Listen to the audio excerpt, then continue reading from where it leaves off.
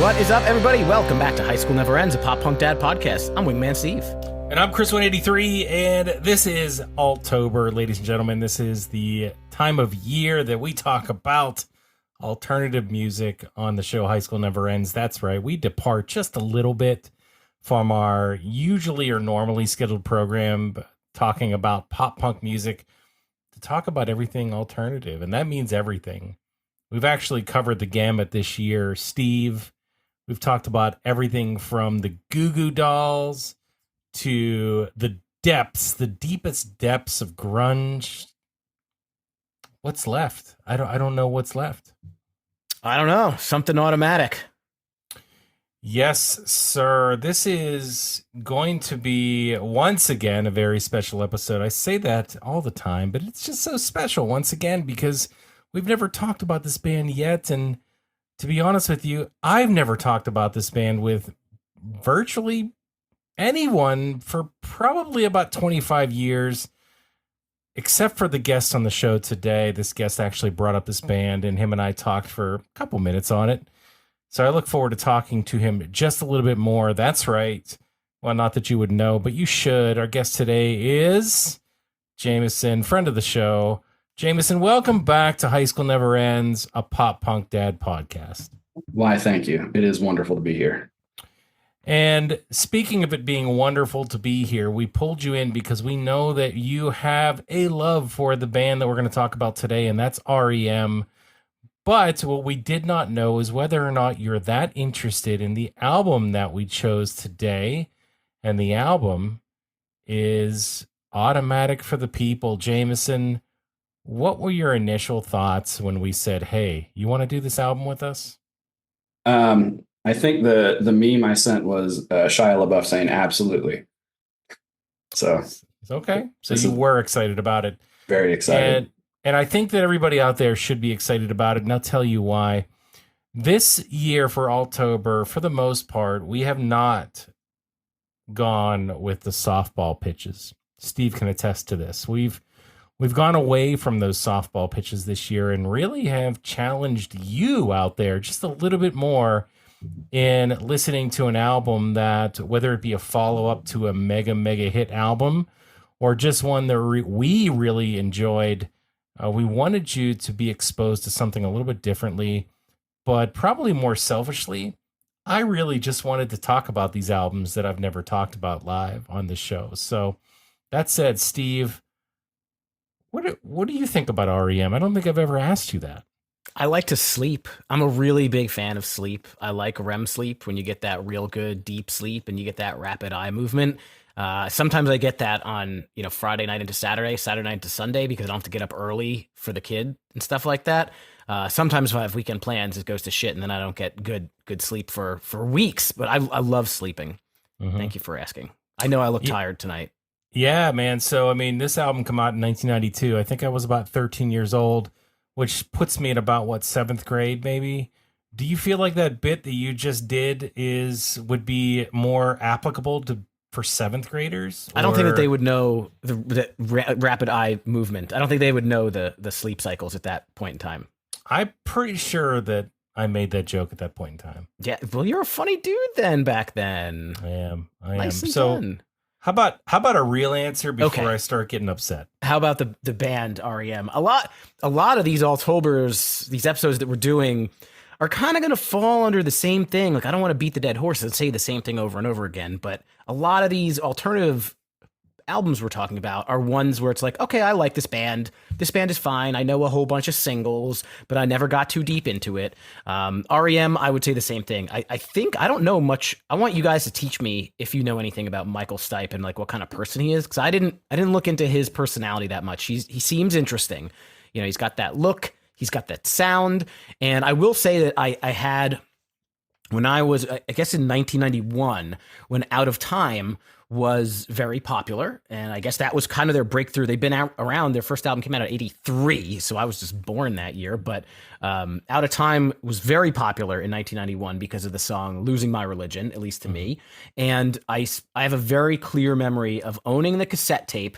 And my parents had me go to Hebrew school. I was like one of two Jewish kids in this town that I grew up in, and I thought I was like such a badass because I was sitting here listening to this "Losing My Religion" because I didn't really want to go to Hebrew school. I was kind of like rebelling against it. I didn't really see the purpose in it. And so I had that cassette and I listened to it a lot.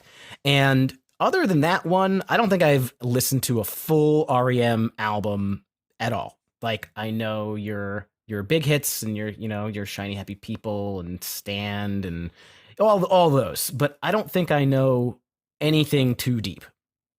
Is Hebrew School, is that like CCD for me? Well, I don't know what that stands for or what that is. It's like you go there on Sundays and you learn about stuff tied to like your religion, and then you go home. That would be exactly what it is. A lot of times what they do is they kind of they're just trying to prepare you for like when you're 13, you get a bar mitzvah. And so you have to read from the Torah. So they teach you the history of Judaism and they teach you how to read Hebrew and stuff like that. But I really wasn't having it. I was not into it. I was like the straight A-ist student in real school, but I was a little shit in Hebrew school because I just didn't want to be there. And it wasn't like my regular classmates. I didn't know any of these people. So I felt like I could act out. I could see that. I could see where you would do that. So yes, I do. I can share in that experience, but I don't know about that. So definitely can see the Losing My Religion tie-in. But yeah, I mean, and I'm going to let Jameson talk for a second, but this is the way that I kind of frame it up is that, the REM didn't start with Out of Time, even though it definitely is one of the, if not the mega most popular album that they've ever had. And I don't have the numbers to back that up, but that's just what I think. This was a band that in the early 80s was a college band. Like they were cool. They were on the cutting edge of music at the time. And they came in with some really just, I think, unique and awesome stuff, right? It was music that was a little bit different, obviously alternative to the regular music that was out at the time. It did pull, obviously from some influences that were out there, and some of the subject matter tied into the socio-political and important like pop culture references of the day. But this music was definitely different and was really cool. And this band was really cool at the time, and they kind of grew into whatever they grew into after that. But that's the way that I understood what REM was and how they kind of evolved into, a really big band as they moved through the rest of the 80s into the early 90s. But I'm going to go ahead and, like I said, hand it over to Jameson, because I know that you've paid attention to this band for a while too. Yes, I have. That being said, honestly, I was a little late to the REM party. So I'm a little bit younger than y'all. Born in '87 myself. Braggart. I know. Your youth. My hair is not even all gray yet. You were 5 years old. Yes. So my first exposure to REM was actually, I think, a Weird Al like polka mix where he included Losing My Religion as part of that. Mm-hmm. And then, as my parents didn't listen to rock radio or anything. They were very much, classic rock, old 90s country and 80s country and things like that. So I didn't have it around when I was growing up. But you kind of get the big hits and the big singles and things like that. It wasn't until, I don't know, a while ago, I was looking up, okay, what are the best albums of the 90s? Like I had my 90s pop rock, kind of stuff. I was branching out into grunge. I mean, this is well into the 2010s, trying to just go back.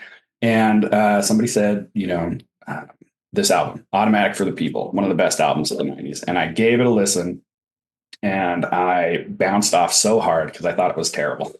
It was not what I expected. When I think of REM, I think of, all those other hits and things like that. And it wasn't until later when I actually gave Document a listen, which came out in '87. that I really started liking the band, and I just kind of devoured all the albums after that. And ever since then, this is one of the ones that has stuck with me the most. And I think it's one of my favorite albums of all time right now. So This album specifically? This album specifically, yes. Mm-hmm. Wow. Okay. So. All right. Well, I think that I didn't share my story with the band. So really, I mean, my dad bought this album when it came out. I did not. This was obviously I was much younger at the time, and he had a car with a disc player. I think I don't know if it was a cassette or the disc, but either way, this would be on all the time, out of time, not automatic, out of time would be on all the time, and I would listen to it. And when you listen to something all the time, either one of two things happen. You just you get so sick of it that you don't want to hear it ever again, or it grows on you to the point where you love it. And I was the latter. I ended up really loving this album out of time for a lot of different reasons, and most of it was because of some of the songs that weren't the hits. I really, really enjoyed some of the tertiary songs on this album, and so it was really just a total package for me. So when Automatic hit, I believe, if I'm not mistaken, that he purchased that as well, and I did not. I think he got the tape, and I got the CD, and I listened to this through and through for sure. But prior to that, I guess REM did Out of Time in 91. Automatic came out the year later. That's another thing that I'll mention here in a second in terms of like how much they put out in a short amount of time. But I went backwards from Out of Time and listened to Green. I bought Green on tape, bought Document, went all the way back. I continued to collect tapes for this band at the time. It's all I had was a Walkman. So Life's Rich Pageants, Fables of the Reconstruction, Reckoning, Murmur, all the way back to even the Chronic Town EP. I loved everything that I could get REM, and I would listen to it probably too much. There was a time where I think we were headed to Christmas Eve at my grandmother's house, and all I would do the whole time driving there is listen to my REM tapes. My mom, I think, got mad. She says, "Can't you put that away for like 5 seconds so you could like be with your family and not listen to whatever you're listening to?" Like, she had no idea. But it just didn't stop. So it was a big part of that time of my life, 13, 14, 15. And I don't know if I can really say that I connected with this band in any way, shape, or form from, a political standpoint or just any of the lyrics, but it was the music that really just pulled me in. Just like everything else I've ever said from the beginning of this show, it's about the music. It's always been about the music. And for some reason, for the most part, REM connected with me. And that's why I think the conversation today about this album is going to be so good, because this one connected a little bit differently, but it definitely connected with me. And we'll tell you why here in a second. But anything else anybody wants to add about their fandom with REM? I will say, I'm with you sonically, because I can't understand what he's saying half the time. So I a lot of these tracks I have looked up the lyrics for and things like that. But even today, I was listening to it and I had to like pop open the lyrics for some of these songs. I was like, what is happening here? And it's so good and I love it so much. And half the time I'm like, I'm not quite sure, first off, if I can understand what he's saying. And second off, where is this going kind of deal, which just shows how great the music actually is. So what do you think, Steve, about like, what's the draw for you of this band? Like, is it the music or, I doubt it's the lead singer because he doesn't seem like it's totally your style. I don't know that anything REM is really like the draw for me. I like the singles. The singles are catchy, and I like Michael's voice. I think it sounds good. It's a little bit different. It doesn't sound like other singers that I could peg him to. They do have a lot of these like singing styles where he's like singing real fast and stuff like that. The music, a lot of stuff on this album to me, very, very folky and westerny and very different. Not stuff that like really hits me all that hard. But REM in general knows, I think, how to make a catchy tune. Hell yeah. I mean, it's the end of the world as we know it, and I feel fine. I listened and learned that one until I could sing the whole thing, and I memorized it. I know it. Even today I can sing it. That one I don't know. Yes. You would know it if you heard it. No, I mean I know the song. I don't know the lyrics. Yeah. I'm like the guys in Tommy Boy. 6 o'clock That's TV fantastic. hour. Yeah. That's funny, but I actually took the time to learn it, and once I did, I was very impressive to everybody. Trust me. I like to hear Trust it. me. It's like when you learn the lyrics to 1 week, everybody gets impressed. Or we didn't start the fire. There we go. Those guys I can do. Not end of the world as we know it. Yeah. Cool. So, anything else about REM? I know that I always really want to talk about the Spotify streams, but before we get into that, I want to leave it open to you guys if there's anything else you wanted to add. I don't know if you have any other history on this album, Steve, that you pulled from the annals. From the Wikipedia's the annals of Wikipedia. Yeah, so REM obviously they were formed in 1980. They're from Athens, Georgia. This one came out October 5th, 1992 on Warner Brothers Records. It was produced by Scott Litt and REM themselves. Got up to number 2 on the Billboard 200. It sold 18 million copies worldwide and 4 million 4X platinum in the United States. So they're very, very popular overseas. I bet 14 million. Way before streaming ever was a thing. All right, so let's go on to the clips. Let's see if we can figure this out. And I'll tell you what, guys. So for everybody out there that's guessing along, this is a really easy one. If you know anything, even if you're just like the edge case fan, or I should say casual, actually probably is a better term. You probably could guess what the top 5 songs are for REM in terms of streams. That said, guys, we'll go back and forth. If you want to guess, I will give you both alternating guesses. We're only going to go to 5 guesses, though. But what are the top 5 most streamed songs by REM overall? Go ahead, Jameson. You go first. I mean, from this album, you got to have Everybody Hurts. Okay, that's number 2 at There we go. 454 million streams. I'll take the low hanging fruit and say "Losing My Religion." I'll leave the hard ones for later. That is number 1 at 1,460,000,000. 25,427. You love saying Yes. those long numbers. Just for number 1. Then, I mean, End of the World as we know it. That's actually number 5. Most popular.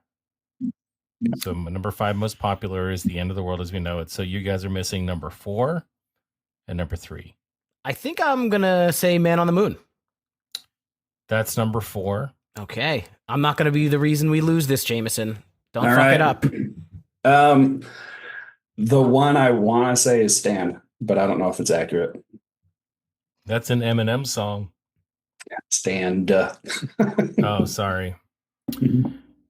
That is incorrect. So for the save, I will give it to Wingman Steve. You can save this. I'm going between 2, and I guess I'll say the one I love. Oh my God, guys, it's right in front of you. You serious? This one goes out to. Have you ever Shiny heard of the Happy band? People? Yeah, the B-52s. That's Shiny Yeah. Happy People. That was the other one. It was either Stand or Shiny Happy People. Yeah, and that's where I was going. Either of those 2. I could see Stand. I'm not going to fault you for that.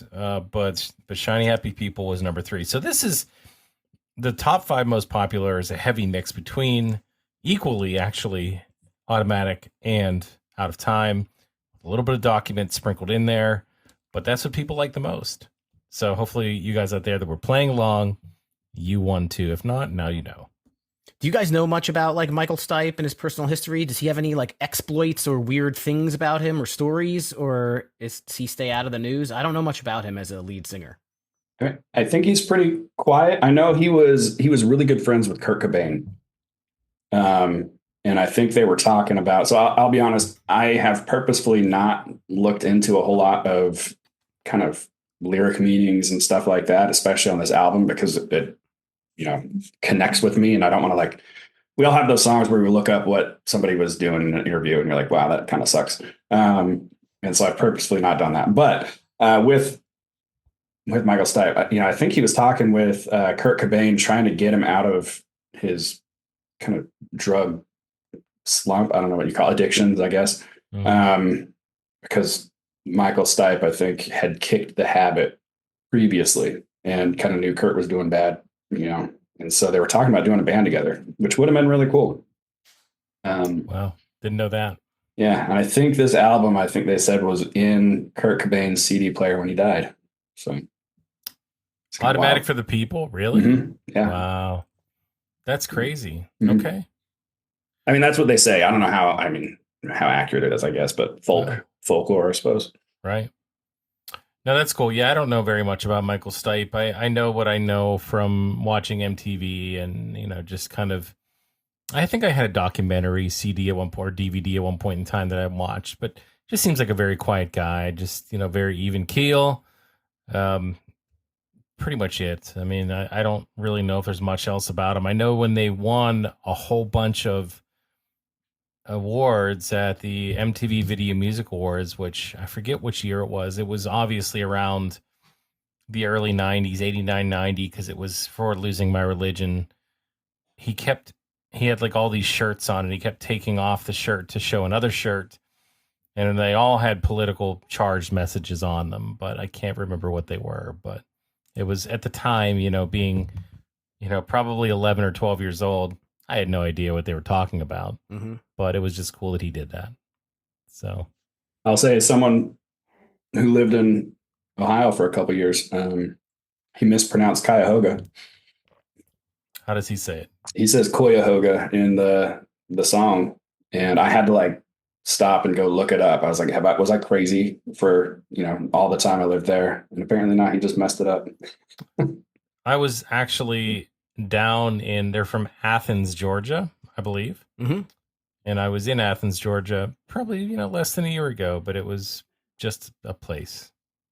So I don't know if there was anything more to say. It is just a place. Mm-hmm.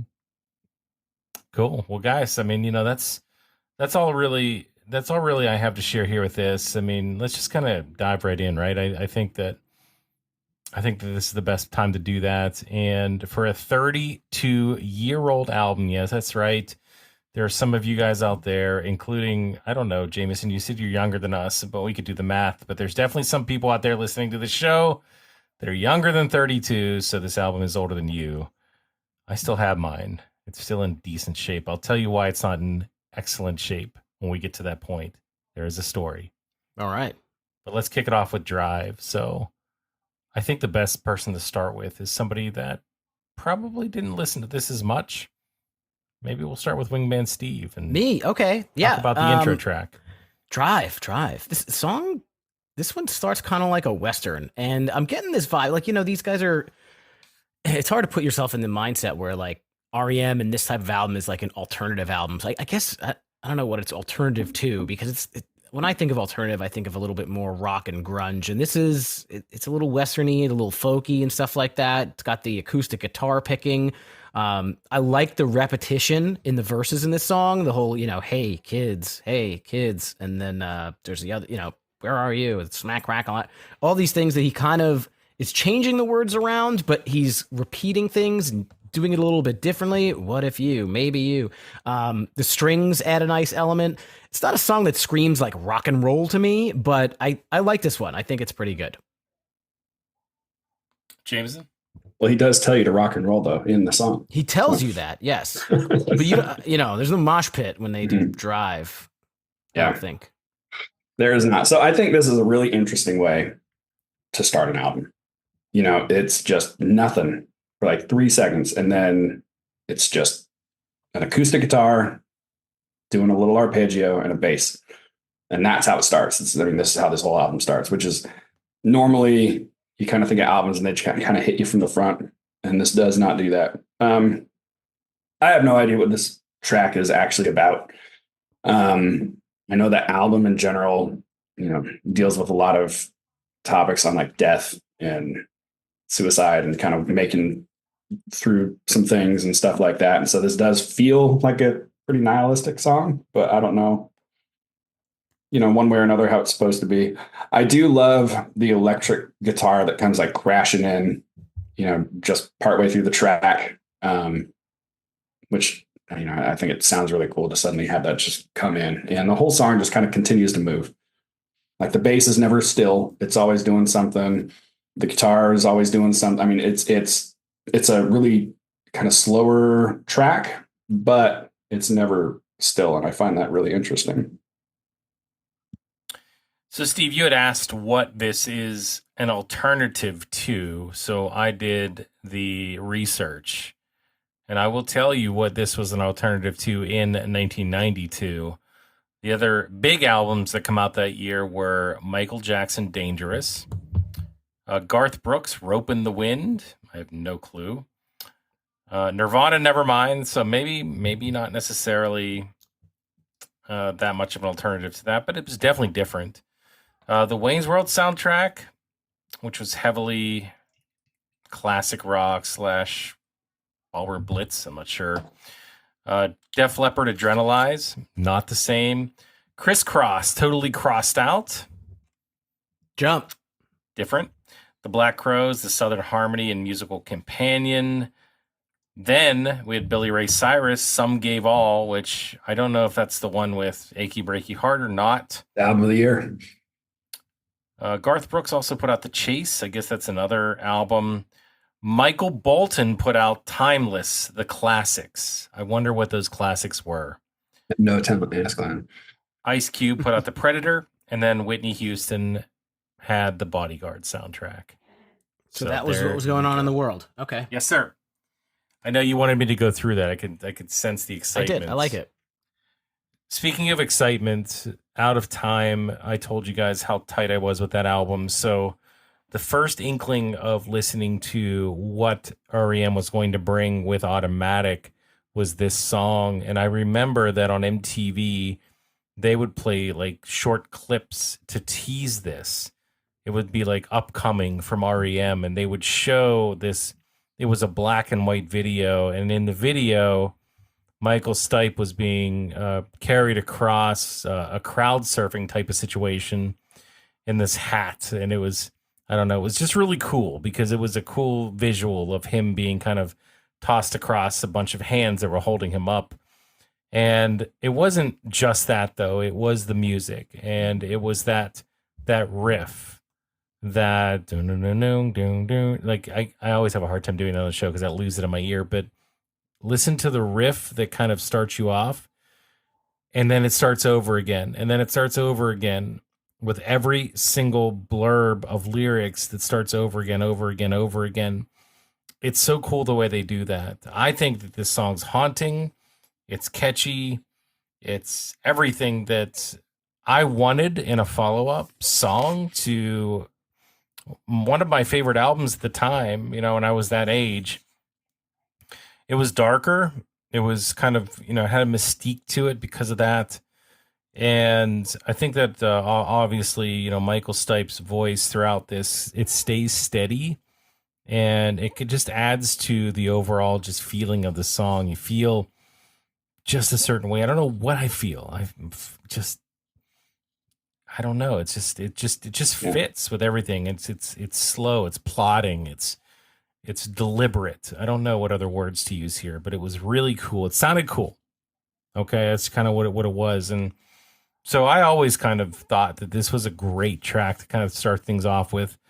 It wasn't obviously supercharged or really just over the top. It was very steady, but ominous to the point of entertaining. This is a great way to start this album. All right, keep it rolling. Go to number 2. All right, so Try Not to Breathe. It kicked it up a notch to a certain extent. I never understood this song, guys. I don't have any clue what he's talking about here. But even though it kicks it up a notch, so I don't understand any of the lyrics, and I'm not going to. Maybe we can get into them, but it's the pace of the song that is the interesting thing because it doesn't really change very much. Like it's the same just cadence throughout the whole thing, and a lot of the lyrics kind of are the same. The choruses are very simplistic and samey. He does mix up the verses a little bit. Obviously, it's not all the same, but there's no like special parts of the song that you could say, oh, I really like the solo, or oh, this part where it just kind of swells on the music. It doesn't do that. It doesn't do that. It just kind of stays even. But I think that if you like this melody, which I did, then it's definitely an easy song to like and sing along to. You just have to be into the music here. If you can be, this song's all you. But if you're not, I can see where this would get old fast. Jameson? Yeah. So I'm going to dive into the lyrics a bit because, I mean, to me, this is a incredible track, and it's just devastating. I guess would be a good way to put it. I mean, the words, "I'll try not to breathe. The decision is mine. I've lived a full life, and these are the eyes that I want you to remember." Like, it brings to mind either somebody who's like near the end of their life, or almost a suicide note or something. Because he talks about how he doesn't want to burden people and things like that. And so it's a really, you said Drive was haunting. I'm going to also include this track for that one as well. I think the tone of the electric guitar kind of in the background is almost kind of this calling kind of thing. It's really hard to describe exactly how it feels to me. But it's a track that has more energy than Drive, but it is, to me, is a really heartbreaking song. And I really like it. As somebody who, as I've gotten older, I've lost people, and it kind of hits home to me pretty closely. So I like it a lot. Yeah, I didn't think this one was an uptick in like the energy or anything, Chris. You made it sound like this one like brings it back up. I found this one kind of very even keeled, little monotony, very much like a folk song. I found there was kind of actually almost the majority of the songs on this record lack some sort of consistent chorus. They kind of seem more like storytelling songs or out of the box type of, I'm going to do some weird things and I'm just going to make this music and then I'm going to write some lyrics or something like that. The repetition in this song, the last one I didn't mind that much. I liked all those smack, crack, shack-a-lackin', but I feel like I don't know. This one was just like less enjoyable. I did feel it was repetitious, and I don't know. I read the lyrics, but I didn't really feel them, Jameson. I could tell you feel them, so That's okay. I feel for you, but I didn't. They didn't connect to me. Maybe with some more time. Oh, you're just fine. No worries. So you don't have to feel bad about not liking any of these songs. I need something to breathe. Something to breathe. I need something to fly. Something to fly. Like, you don't think that that's? I mean, they changes the words, but it's the same cadence. You see that to be different, Steve? Say that again. I said the choruses you don't see as the same or similar. Is that what you said? I was just trying to find a consistent chorus. What is the chorus of the song? It's, I need something to fly over my grave again. You will never see. I need something to breathe. All right. Yeah, I guess I am seeing they repeat that a few times. Maybe I just missed it. It's easy to miss because it melds into the rest of the song. And yeah, now that I'm reading these lyrics, I wish I would have met you when I was 13, Jameson, because I would have understood this a little bit better. So I'd have been too young for you then. Don't worry. Yeah, you would have been like 1. Not quite. I'm not that young. 2. I would have been asking a baby whether, hey, can you figure this out for me real quick? Then you would have put the tape inside of your mouth and like chewed on it. To be fair, I would have done that like 3 years ago too. So, all right. Speaking of the next song, the Sidewinder Sleeps Tonight. Okay, so you guys didn't agree with me that the Try Not to Breathe kicked it up a notch. But Sidewinder Sleeps, I don't know how you're going to argue it doesn't. I feel like it definitely does. Jameson, what did you think about this song? All right. So, I mean, obviously the title is a callback to, Lion Sleeps Tonight.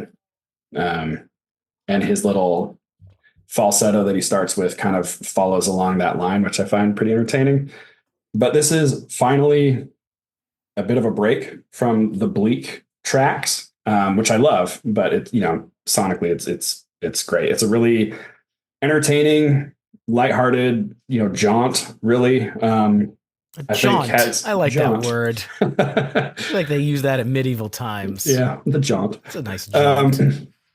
I love the images they kind of portray. I love how the sidewinder, which I think the phone cord is kind of what they use that for, because it's all wound up for trying to get people to call. I do love when he messes up Dr. Seuss and then laughs, and they kept that in the track. And I think that's really entertaining. Overall, it gets stuck in my head really easily, and I'm glad that they put it where it is.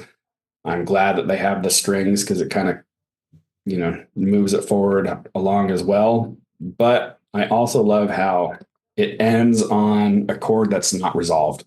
So it's this kind of upbeat, kind of happy thing. And then in the end, it just kind of stops. And it leads into Everybody Hurts. So it kind of makes sense, but it's, musically, it's interesting. Is he talking about like a woman? Like, it says he's talking about the Sidewinder sleeps tonight, and then call me when you try and wake her up. I mean, is it the Sidewinder sleeps in a coil, like ready to strike? I don't know. I can't figure it out. Yeah, the way I saw it was the Sidewinder was the phone receiver and the cord, back in the 90s when you had the corded phones. Kind of like it'd get all messed up and twisted when you had it on the wall and everybody kept walking around with it and things like that, because it keeps asking them to call. I think I've heard some people say that they think that this is a track about somebody who attempted suicide. I don't really see it, but there's that interpretation if you want. Well, look, he says there are scratches all over the coin slot, like a heartbeat baby trying to wake up, but this machine can only swallow money. I mean, that makes sense then. Yeah. You can't lay a patch by computer design. It's just a lot of stupid signs. I don't know what that means. Yeah, I'm not sure. I mean, there's just flashes of things that make sense, and then there's other flashes of things that don't. And for all we know, I mean, I feel like Michael Stipe is probably more deliberate than just writing nonsense. But then again, who knows? So, Steve, what did you think? Yeah, I mean, I agree with you. At least this is something that is more upbeat. This is a song that is upbeat. I really like his fast vocal cadence, right? Come here and try to wake her up. Come here and try to wake her. Like, I like how he delivers that. And yeah, we're talking about phones. We're talking about pay phones. I looked at, like, I don't know, song meanings or something like that, and trying to find out, see exactly what we're talking about. Because you mentioned a song, a lyric you didn't know. Dude, what is this verse? Baby, instant soup doesn't really grab me. Today I need something more substantial. A can of beans or black-eyed peas, some Nescafe, an ice, a candy bar, a falling star. We're reading from Dr. Seuss. Haha. So I don't know what the fuck he's talking about. Apparently in the song meanings, like internets, they think that, it could be about trying to wake up a girl. Like the phone is off the hook and there's someone like asleep on the floor. Call me when they wake up kind of thing. I don't know. I will say that I enjoyed having an upbeat song after. I like Drive. Try Not to Breathe wasn't my bag, but I like this one here. It kind of has that, a little bit of that shiny happy people kind of thing there. It's a little silly with the, in the jungle, the mighty jungle kind of callback or whatever you want to reference to it. So I thought this one was pretty good. Number 3. I thought this was 10 billion times better than Shiny Happy People. I'll go on record saying I do not like that song. I do not like that song at all. I'm sorry. I think must mean you hate happiness. That's up for debate, apparently. That's why he loves the next song so much. I'm happy about being happy about that. But yeah, so guys, I don't know. I really, really like the music here. This song is great. The song, I think the upbeat part of it is just a piece of it. It's the melody, it's the energy that Michael Stipe brings. It's the cool stuff he says, even though, a large portion of it outside of the, like, I never knew he was talking about instant soup. I couldn't understand that lyric for the longest time until I read it on Spotify, which seems to be an ongoing thing here as we're kind of going throughout Alt-ober this particular season. But man, I mean, this is a great follow up. And yes, it's interesting how this song is the way it is and how it leads into the next one. So I don't know if there's any correlation between the two or why they're bringing you to a high to take you all the way down, but it works. It works for sure. And that brings us to the next song, and I guess Steve, it's it's back to you. So tell us why everybody hurts. I wish I Sometimes. knew. Well, listen, when the day is long and the night is yours alone. Is this like the most iconic kind of sad song? This might be. Yeah. I mean, Daniel Powter's "Had a Bad Day" is not anywhere good. It's not a good song, but it's like things like songs you could think of that it's like, man, this is sad. This is down. I think this might be the most iconic one. I mean, I remember the video pretty vividly. All the sad flashes.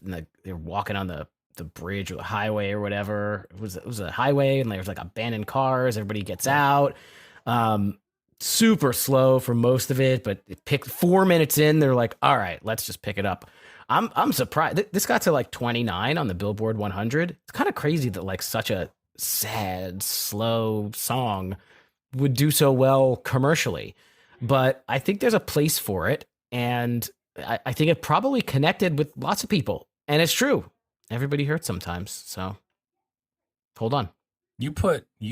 How dare you? You put Daniel Powter in the same sentence as this song. Because you had a bad day. Down. So now you're just singing Daniel Powter had a bad day like Andy Bernard. Creed. No, yes. that was Andy Bernard right there. Yeah. Dude, Thank you. Don't do that. I'll be here all week. You're trying to get a rise out of me. You're trying to make me upset is what you're doing. Maybe, I don't know. I like Andy Bernard. I don't know where to start here. I think I've referenced this song on this show probably about 100 times.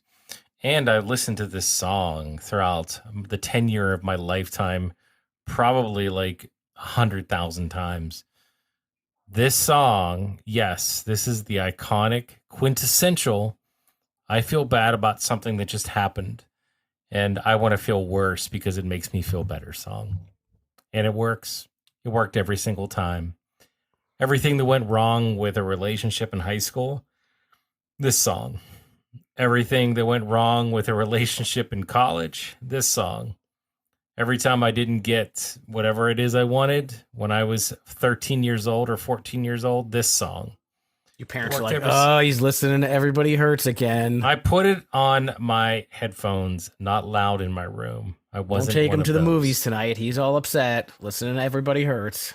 But I would listen to it over and over and over again. I would never stop listening to it until I fell asleep. I knew this song like the back of my hand, but these lyrics are not hard to know. And it's really easy to sing along. And it's a fun song, even though how sad it is. And it does like all these weird things too. If you really think about, the music here, like there's organs in this. Is there strings? I think so. I can't remember. This isn't really my type of music, but they made it my type of music. Why? Because it plays on your emotions. It hit me at the right time, just like it might have hit you out there at the right time.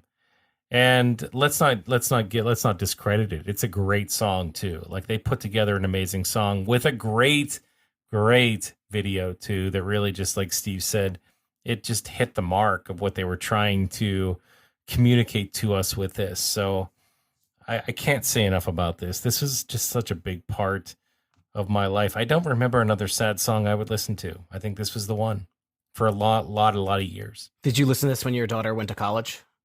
I don't think so. I think I was past that at that point in time. Oh, okay. I could listen to it. I could listen to it in retrospect. But Jameson, did you have similar experiences with Everybody Hurts, or maybe you found it a little bit different than I did?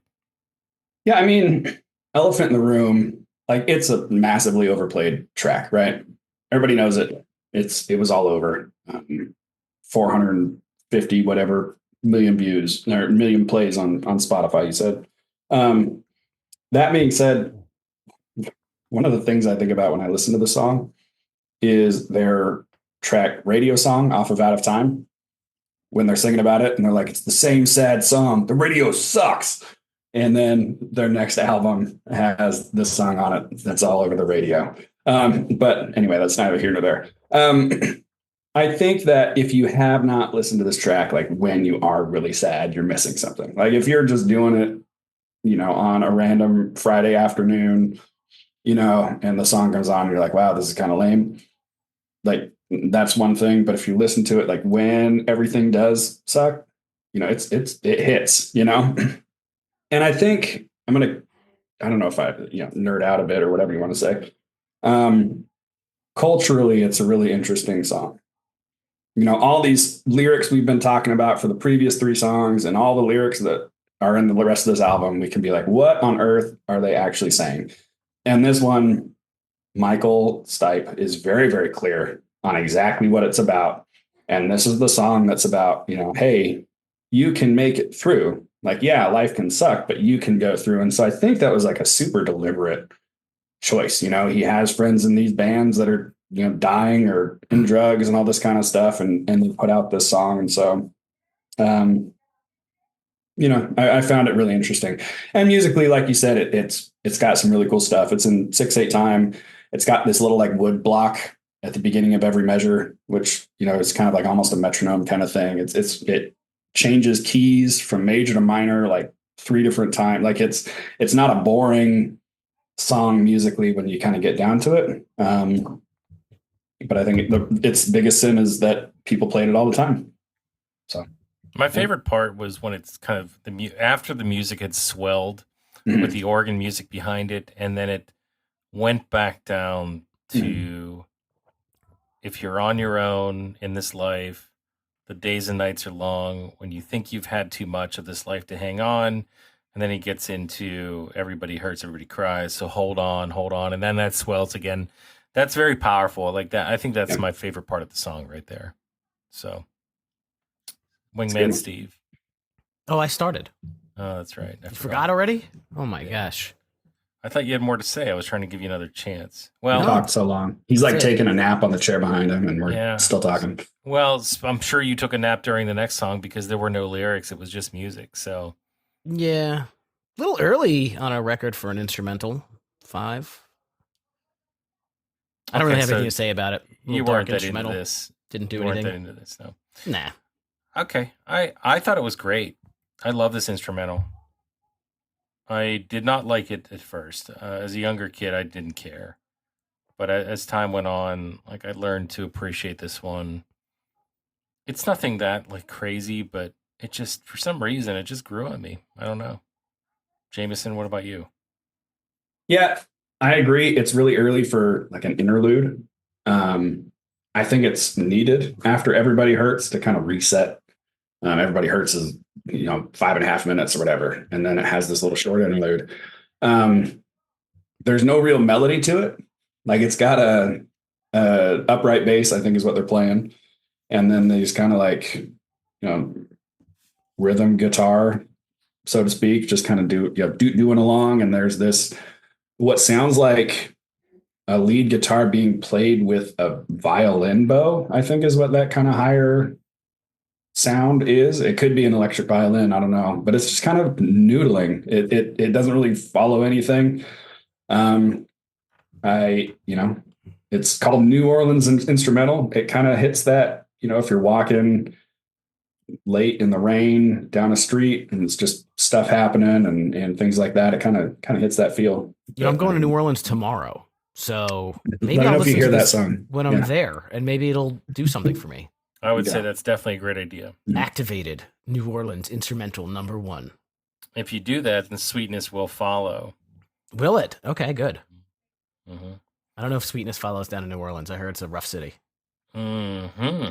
Well, that said, it just depends on where you go. Be careful in the certain areas, but otherwise, it's delightful. Sweetness Follows is the next song. Jameson, do you have any thoughts on this one? Because I had a hard time kind of collecting how I felt about this one. Yes, I have thoughts. I love this track. musically, I love it. I love the cellos that kind of, it almost sounds like rain, you know what I mean? As they're going, it kind of repeats the thing a lot. Um, the keys are kind of in this high register, the little organ they got going on. And it starts right off the bat saying burying your father and your mother. I mean, it's talking about your family's died. And the first verse just kind of wrecks you with your family's dead. You ask your siblings, okay, what if your brother died or whatever? And, would you even care? Basically, you're estranged from your family and all this kind of stuff. And then it ends with sweetness follows. And then in the second verse, it talks about how, the little things in life kind of just drag you down. But that you should live your life looking for kind of the positives there. And that's when you kind of get the two electric guitars that are kind of almost pulling at each other. If you listen on headphones, they're in different ears. And as somebody who has, my parents are getting older.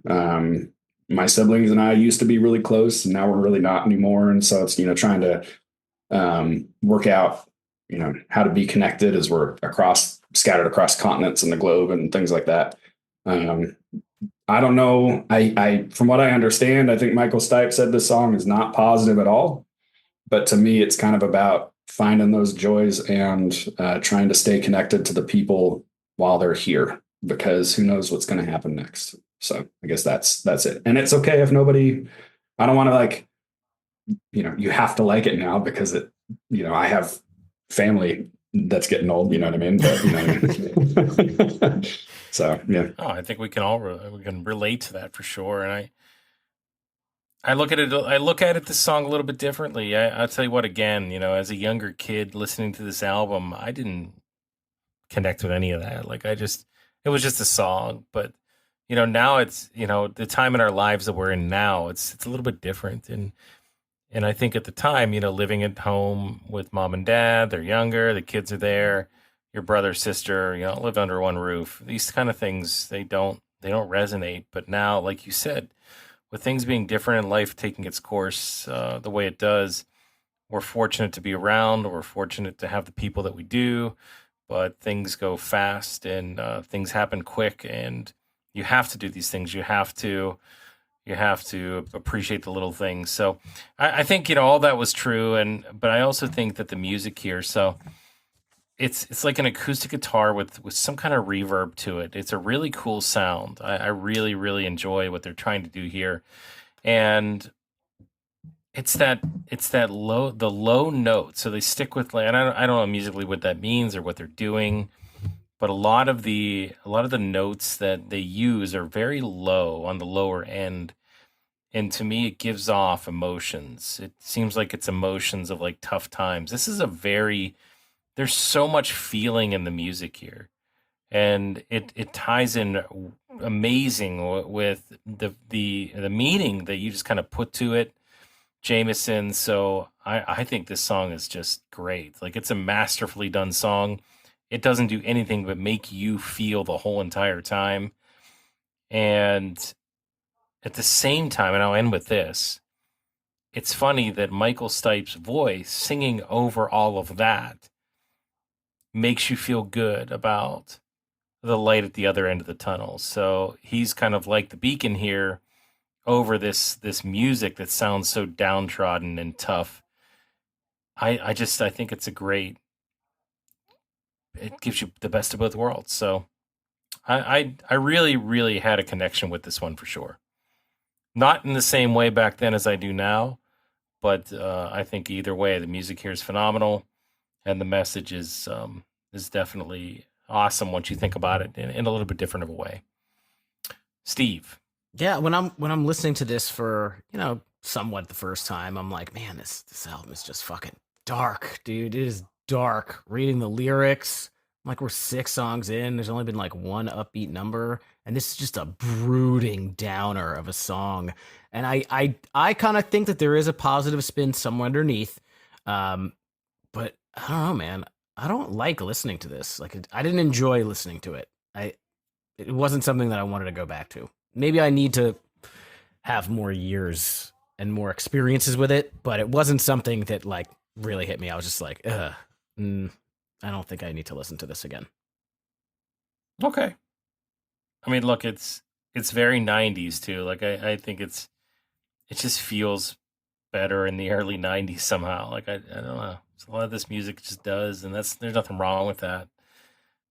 Listen to it now, and I'm not saying it's bad music now, but it just has that time period feel to it. Monty Got a Raw Deal. That maybe doesn't fit that. This is like a different type of song. It's kind of a time period thing, but it's like a Western country rock time period. Yeah, so why don't you kick this one off, Steve? Yeah, this is definitely one of those like storytelling songs. And I will say, listening to it, I'm just like, what is this song saying? Like, are they saying something? So I had to look it up, and I guess I figured out what it's all about.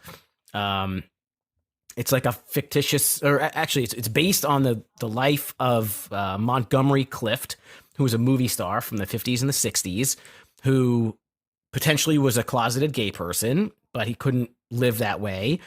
Then he got into a bad car accident and his face got all fucked up as an actor, and he went into a horrible depression and overdosed and died at 45.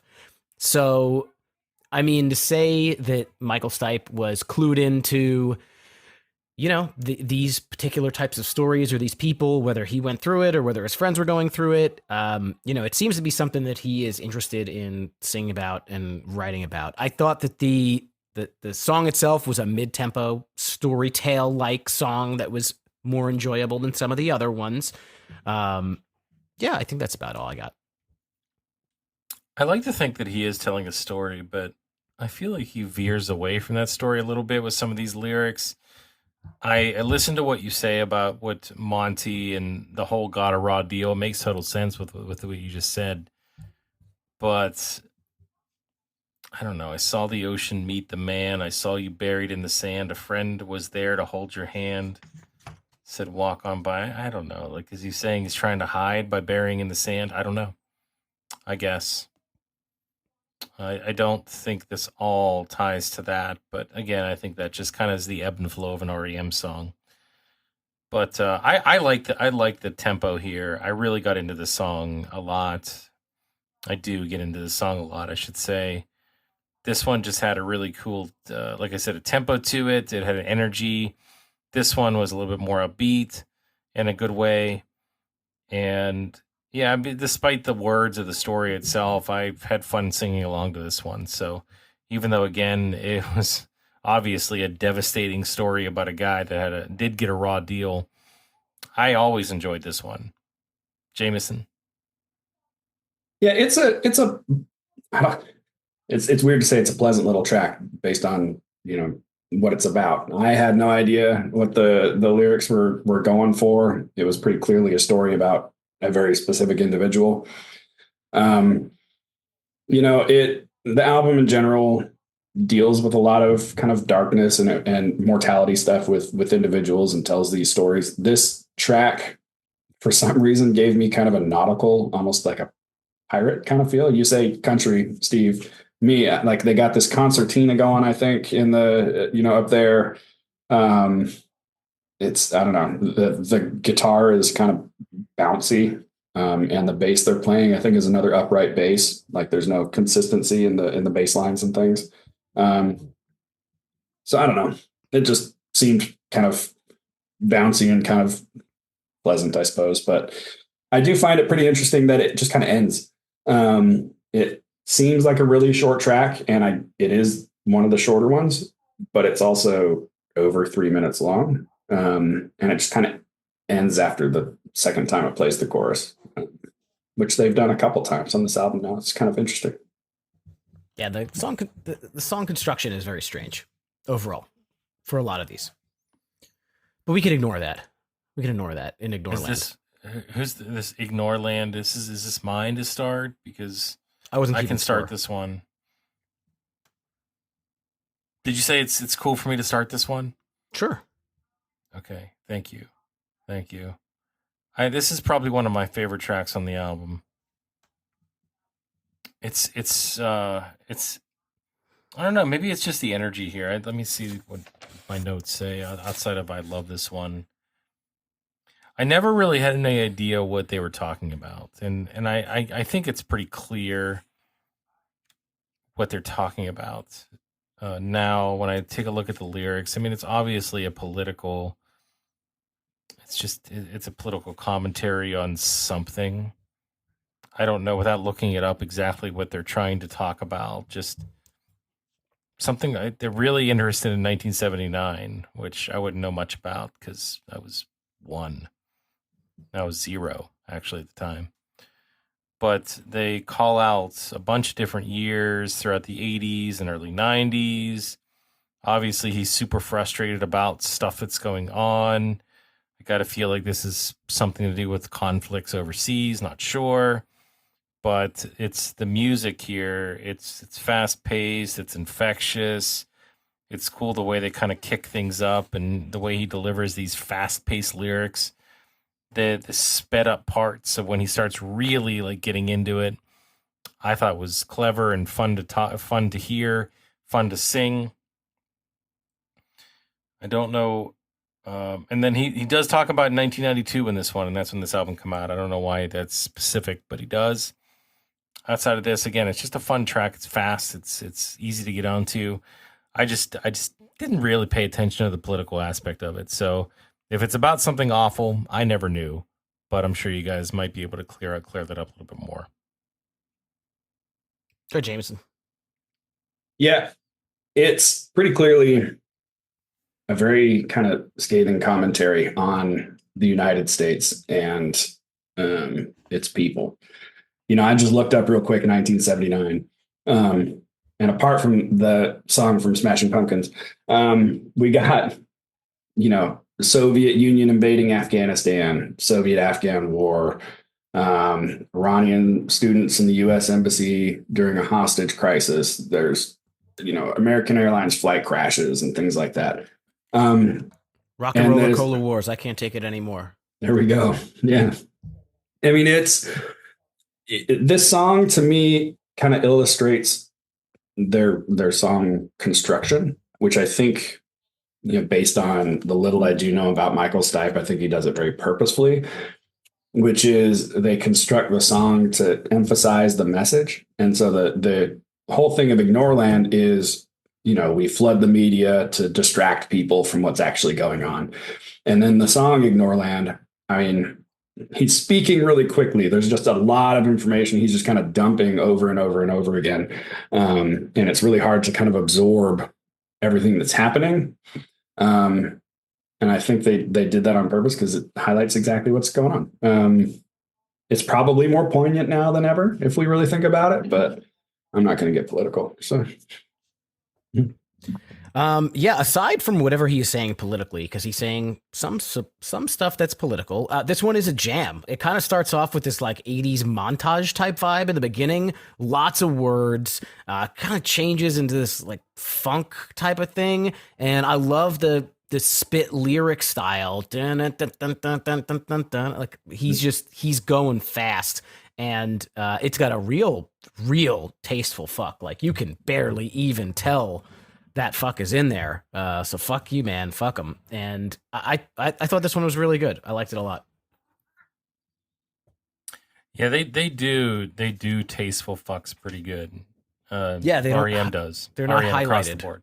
They're not. He just slips them in. He slips them in. And speaking of slipping them in, Star Me Kitten.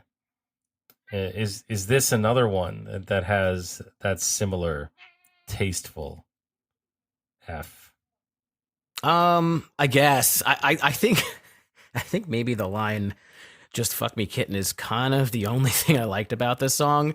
It was again slow, very slow, kind of like deep voice Michael Stipe, and I couldn't get into this one. It had the explicit lyrics, so I was like, oh, where's that at? So yeah, "Just fuck me, kitten."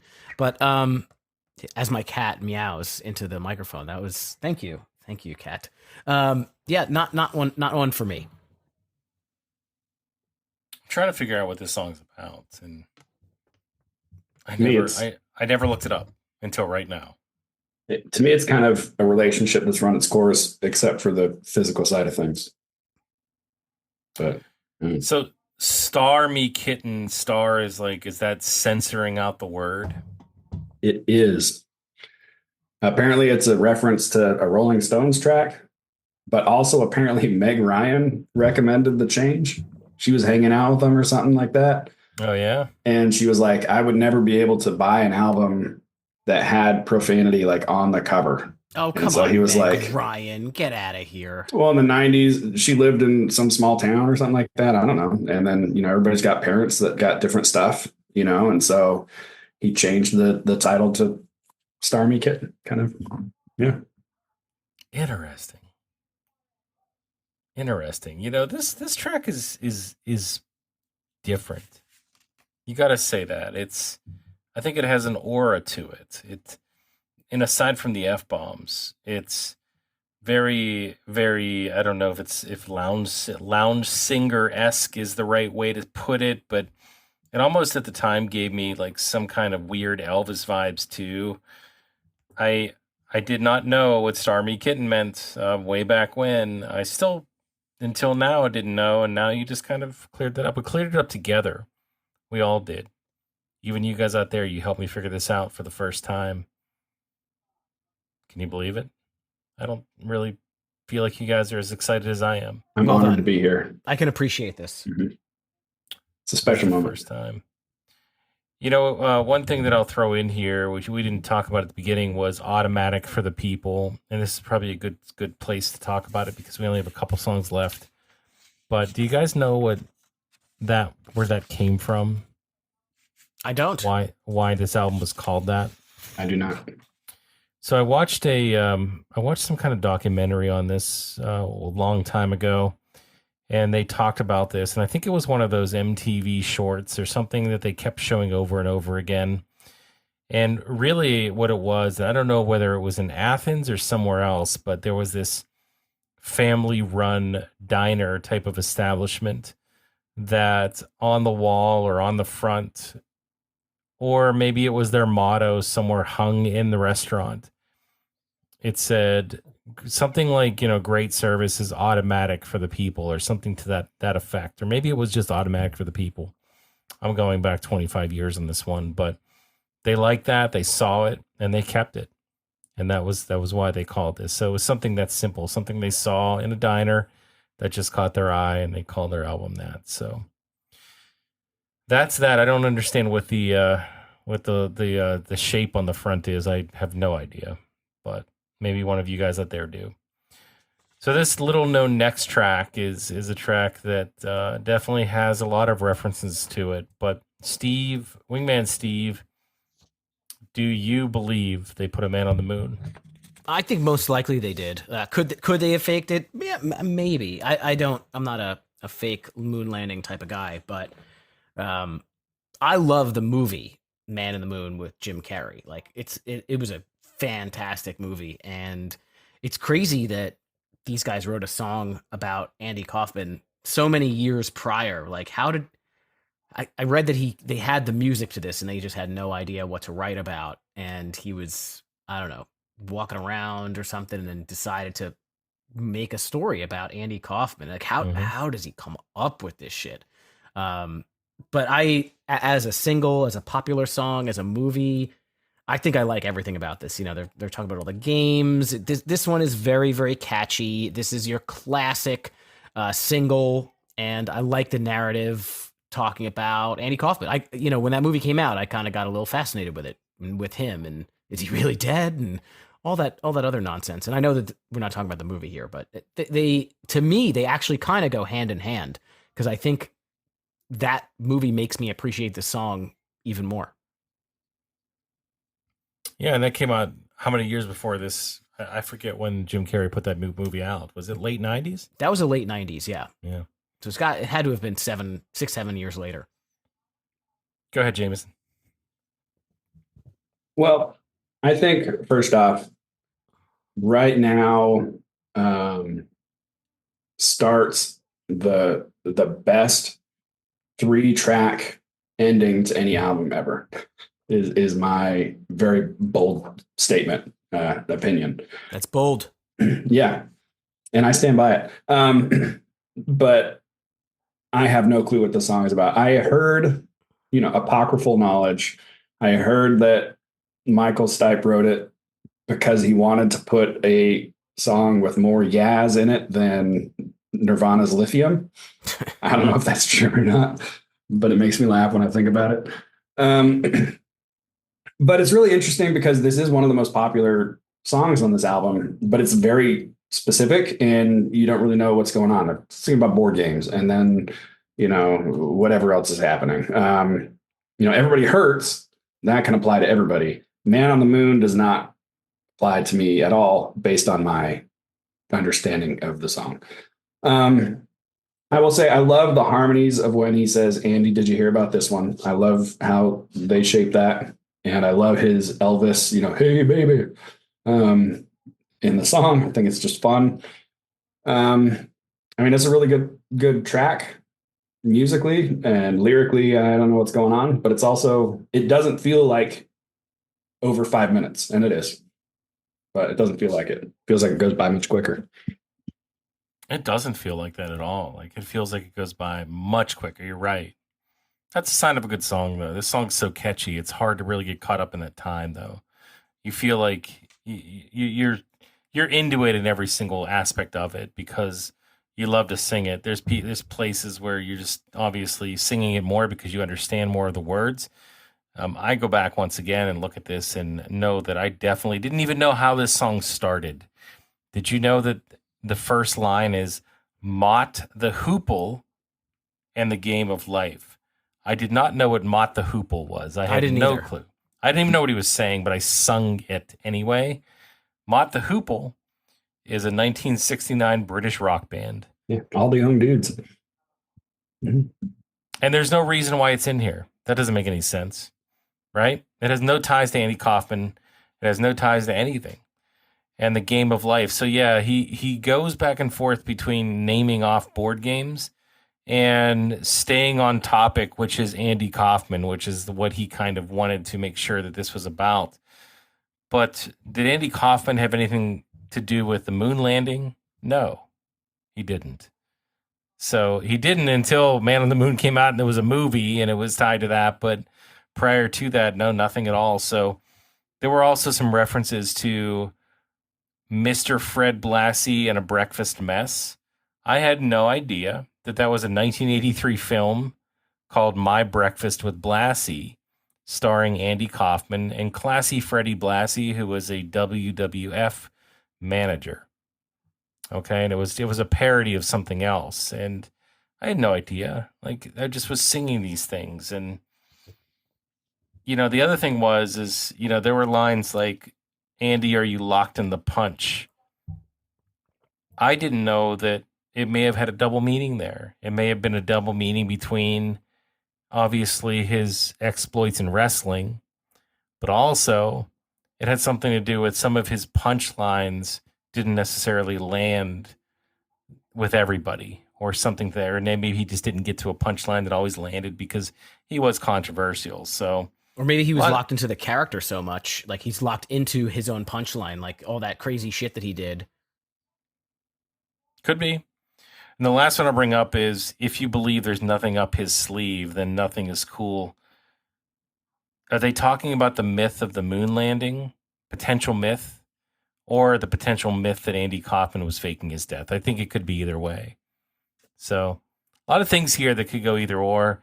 Thought it was pretty clever the way they wrote these lyrics. I didn't, again, catch that earlier in life, but now as I think about it, it's definitely there. But this was definitely a super duper classic that you can't get away from. And no matter how many times they played this one, I've never gotten tired of it. Same. All right, let's we're almost at the end of the classic 3-song wrap up, Jameson. We got Night Swimming. Who wants to start this one? Yeah, Jameson does. All right. I could just read all the lyrics and that could be enough. You know what I mean? Like, it is, to me, it's such a good track. You should do that at like an open mic night one time. Just show up and read these lyrics. Just plagiarize, Michael. And I mean, it's ultimately, I'm going to read just 3 lines where it's, he starts off and he's clearly like driving at night or something. And it's the photograph on the dashboard taken years ago, turned around backwards. So the windshield shows every streetlight. reveals the picture in reverse. And so he's driving. It's he's got the picture there, and it just makes him think. And so the rest of this track is him remembering earlier times in his life. This one specific night with his friends or whoever. Maybe it's with a special someone, because he talks about what if there were two side by side in orbit. And you don't really know kind of how things go. Maybe maybe they all stayed friends for a long time. Maybe whatever happened. But he's just remembering this one time in his life, and it kind of brings some comfort, serenity, positivity, whatever. And it's kind of very clearly a nostalgic track of, life is moving on, and there's these, positive things, that were back then. And then he says these things, they go away, replaced by every day. We get older, things kind of become more routine. I don't know. I actually didn't write any notes for this track, just because it was hard to put anything into words, which is very obvious right now. But emotionally, I think it's a very powerful song from somebody who does a lot of reminiscing, as I do. You and Michael Slate both. I think you guys both do a lot of reminiscing. I went last time, so Steve, you can wrap up this one. I will say this: if this is a song about nostalgia, I maybe it depends on what age he's talking about, because you're not nights. Like when I was a kid, I didn't like, I'm not remembering the night that I was night swimming. I just never did that. I don't know. I felt like I was allowed to swim during the day, and that was it. And then at night we went home. Plus, I feel like night swimming probably has to do with swimming in your boxers, or maybe not even that, but they were skinny dipping. Oh yeah. Yeah. It was, he said that fear of seeing me naked. Like, yeah, I didn't really know what he was talking about, but maybe I did. I don't know. I was 13. But anyway, so this song, I can tell you this much, is I have a pool at my house, and I have played this song every single time it has gotten dark and people are still in my pool. I will put this on and I will make this joke every single time. And I feel like I still think it's funny. And I continue to do it every single time people are in my pool at night. Do you think that's funny, Steve? I guess it's kind of clever. I don't know if it's funny. So are you encouraging people to get naked in your pool? I don't think that's ever happened. No. I guess you weren't that encouraging. Think it's ever happened. I'm not saying it didn't, but I don't think. To my knowledge, it didn't happen, but I wasn't out there all the time, every time. So what I will say is this: speaking of not being out there all the time, every time, I made that joke one night, but it was a night of a lot of people over my house, and it was a night that I fell asleep early because I could no longer move forward. When I woke up in the morning, there were several bar stools in my pool, and there was my REM Automatic for the People CD at the bottom of the pool. Ooh, somebody didn't like your joke. They threw it right in the pool. That is rude. But they did pull the booklet out of it before they threw it in. So the booklet was saved. Was the CD in there? Yes. Ooh. Why save the booklet if you're going to kill the CD? I don't know. You think I was happy about this? I know who did it. I was very upset. They were helping to go night swimming. Did you have like a camera, like a Ring doorbell kind of thing? What happened was, get them on video? I think like I didn't even have a phone to play music at the time. We were playing it off of mixed CDs, and I had that song on repeat. And I think somebody got mad and threw it in the pool. You still friends with that person? I don't see him as much anymore. He was like one of the guys that, like, when he started like having a kid, he stopped doing anything or everything. So fair enough. One of those. Sometimes that happens. Yeah. Well, sorry that you had a bad experience with your CD. For me, I think this is just a really nice piano ballad. Like this kind of something like this reminds me like why I like, Andrew McMahon type stuff. Obviously, it's a different era and it's a different type of jam, but it's easy to kind of sway to. It's easy to enjoy. I think the topic is soft and easily digestible, whether you're talking about physical swimming at night or the nostalgia behind it. So I think this one is really nice. I liked it a lot. And don't get me wrong, this is a beautiful song. I agree. Like, I think this song is amazing. It reminds me of fall. It reminds me of like late August into September. I thought you meant something corporate song fall. He also says September's coming soon. And I always like didn't love songs that did that because I never wanted September to come for a long time. Why? Because it was back to school. Why? Because summer was over and it would start to get cold where I live. So those are two things that I just did not like. I enjoyed the summer. I did not want it to end. And these songs like kind of brought me to that. But as I kind of think back and think of nostalgia, like you listen to this song and it makes you feel a certain way. It makes you feel comfortable. It makes you feel protected. It makes you feel just like you're in that time again. And so I feel a lot of different things when listening to Night Swimming that I think it's hard to replicate and you cannot put words to Jameson's point. So if you guys never listen to this song and you have any connection to yourself earlier in life, I think you might feel the same way. It may not be the same if you've never really listened to this band or this song because you don't have the ties to the nostalgia that we do, but man, this music speaks for itself. And speaking of that, Find the River, it kind of wraps things up here with another beautiful piece that, you think about the last song on an album and hit or miss, depending on what it is. I feel like they knock it out of the park here. And Jameson, you said earlier that this was the best 3 songs on an album. You want to talk about why you feel that way with this last track? I think they're all just powerful. Man on the Moon, I think, is part of that 3-track run because it's just a great song musically. But Night Swimming, talking about remembering back, and then Find the River, is to me feels like a very end of life song almost, talks about the ocean is the river's goal. We're all headed somewhere. Watch the road and memorize this life that passed before my eyes. And then I love how for a while I didn't understand what was going on because he kept talking about flowers. He's like, here's the river and look, there's some bergamot, there's some coriander, and I couldn't quite figure out what was going on. My interpretation right now is it's just here are the nuggets, the positive things throughout my life as I think back on it, or as I'm moving forward. Like here's these little things that brighten the pathway we're going. And the track name itself, Find the River.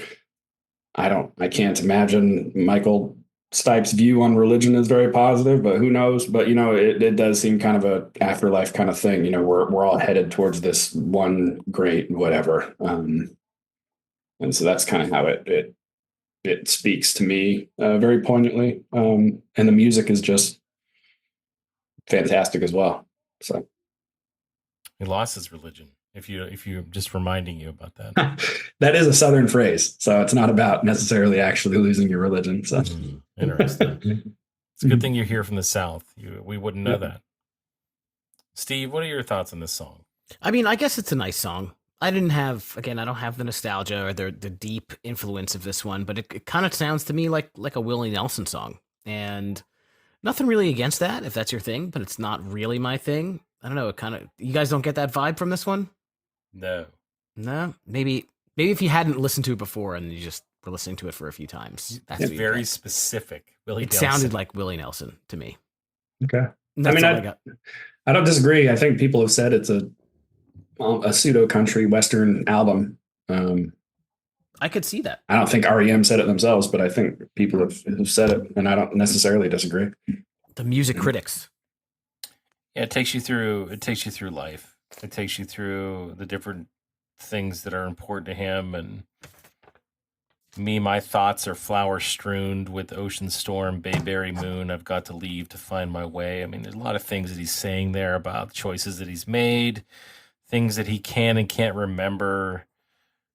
This life that passed before my eyes and nothing is going my way. Man, I mean, there's so much here, and it's such a beautiful tune. You're right. It kind of puts a cap on what this album, the theme of this album here, and it's not anything that you listen to get you energized or motivated. You don't listen to this album with the top down. Maybe some of you do, with the top down in the summer and on the way to the club. Although if you do, great. Maybe I did once or twice. I'm not sure, but this is more of a reflection. This is more of a feeling, of a vibe, of thinking back on life, of enjoying the now and the people you're with. And that's the feeling that this album gives you. And there's a place for this kind of thing. And I think that's, one of the ways that I can still relate to this now, versus 92, where back then I related to this album because I loved Out of Time and I loved all the previous albums before that so much that I just automatically was going to love this one.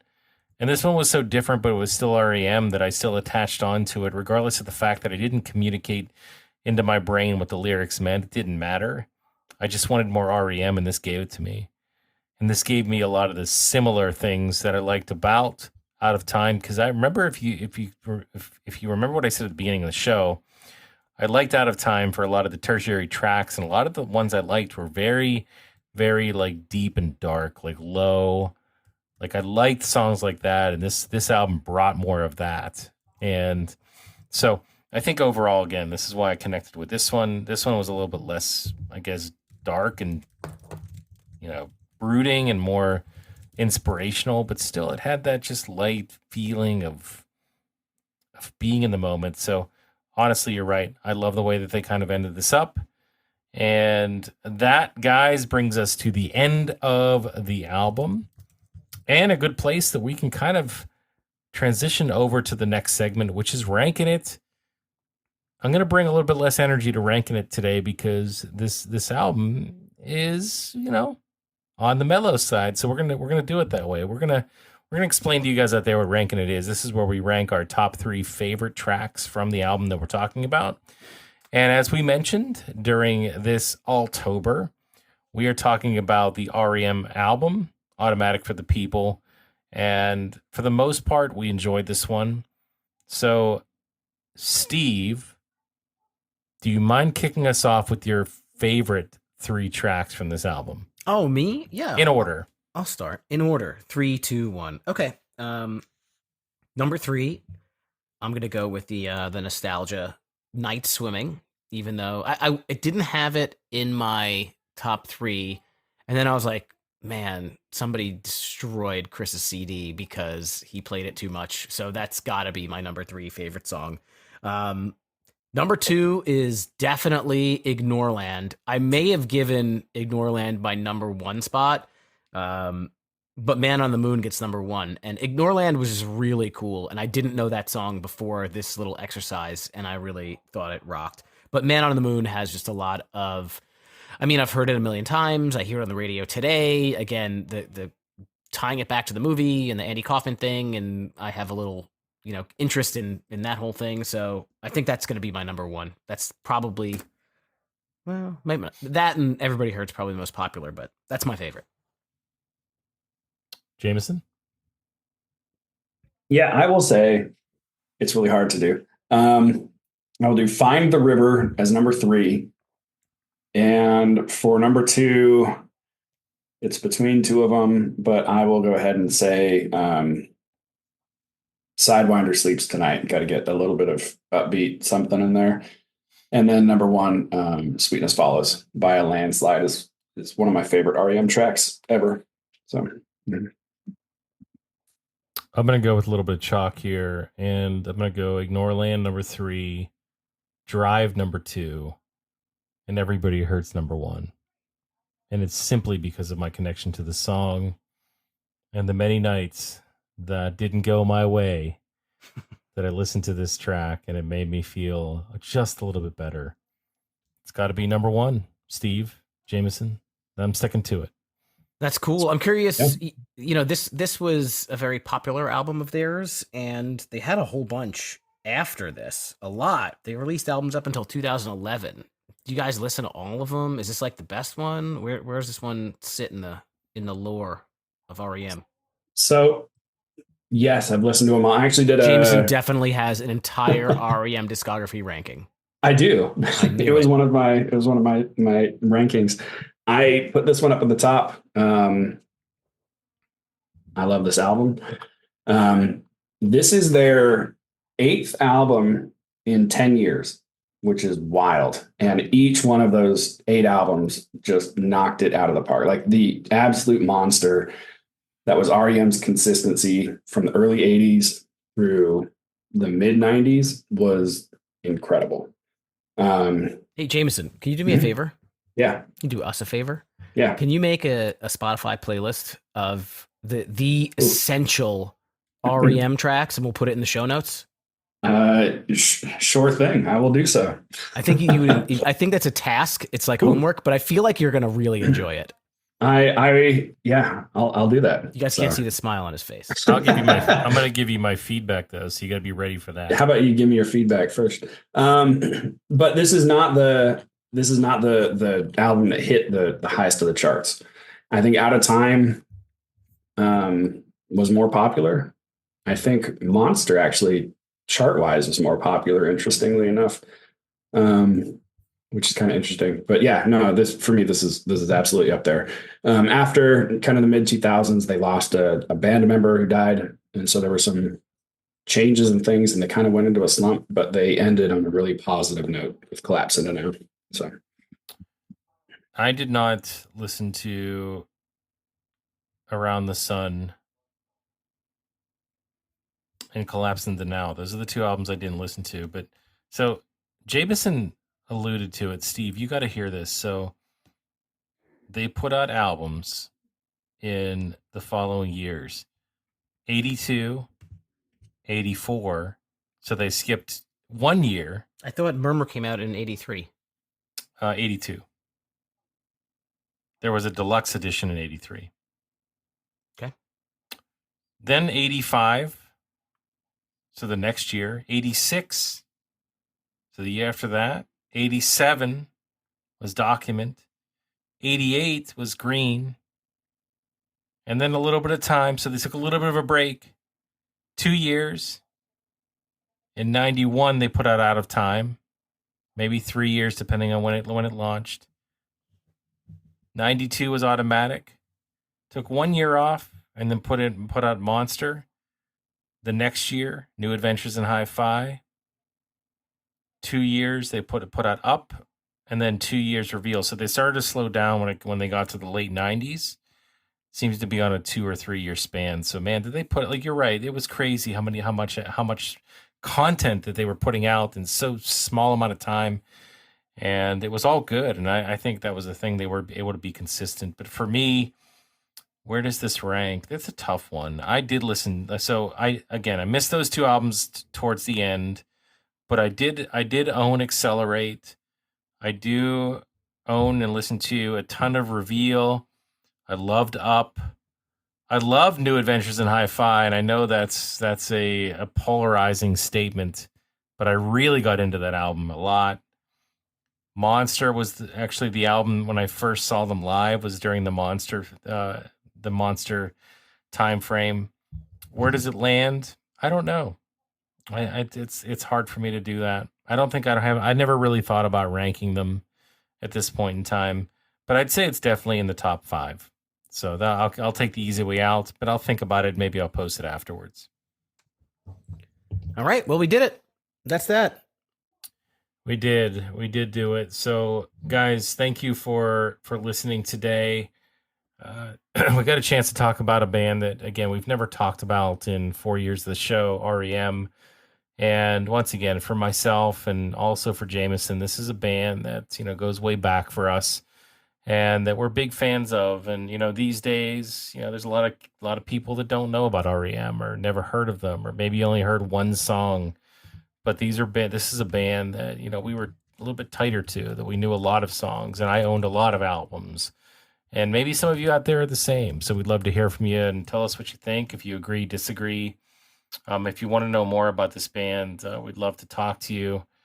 And with that, one of the best ways to do that is via our socials. And Steve's going to talk to you about that in a second here. But before we do that, I just want to thank Jameson for coming on to the show. Once again, you are a regular. I don't have to spend too much time, but I will say that once again, sir, you knocked it out of the park. So I think we made the right choice. Thank you. I always love coming and talking about bands that I really love, and I hope I don't nerd out too much about them. Absolutely not. We expected. We expected that to be the case. So until next time you come on the show, we are definitely looking forward to it, and I'm sure everybody out there is too. But what I want to talk about before Steve hits the socials is the way you can support the show is via Apple Podcasts, and that's a review, right? We want to know what you think about the show. One of the best ways you can support us is by giving us a 5-star review, but also a written review really helps. I don't think we've gotten a written review in some time, and we know you guys are out there, so give us a written review. Let us know what you think. Good, bad, indifferent. Feedback is good, so please leave one of those. And if you really enjoy the show, again, 5-star review would be great. And don't forget about our shop. If you want to support the show the other way, is go to our shop and buy some swag. www.hsnepod.com is the best way to get to our shop. You could pick yourself up something for, I don't know, maybe an early holiday gift, Christmas present, whatever. We've got hats, shirts. I don't think we have gloves. I keep saying fingerless gloves. Maybe this is the year, but there's a bunch of cool stuff on there for you to purchase. It's getting cold out there, and we have hoodies, that's for sure. And follow us on the socials at HSNEPod, like High School Never Ends Pod. You can join our Discord server. The link to that is on our website.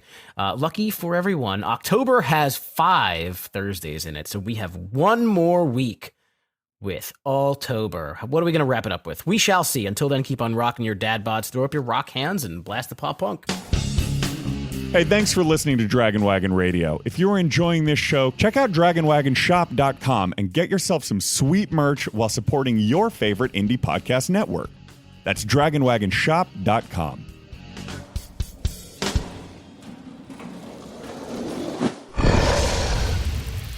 It's Dragon Wagon.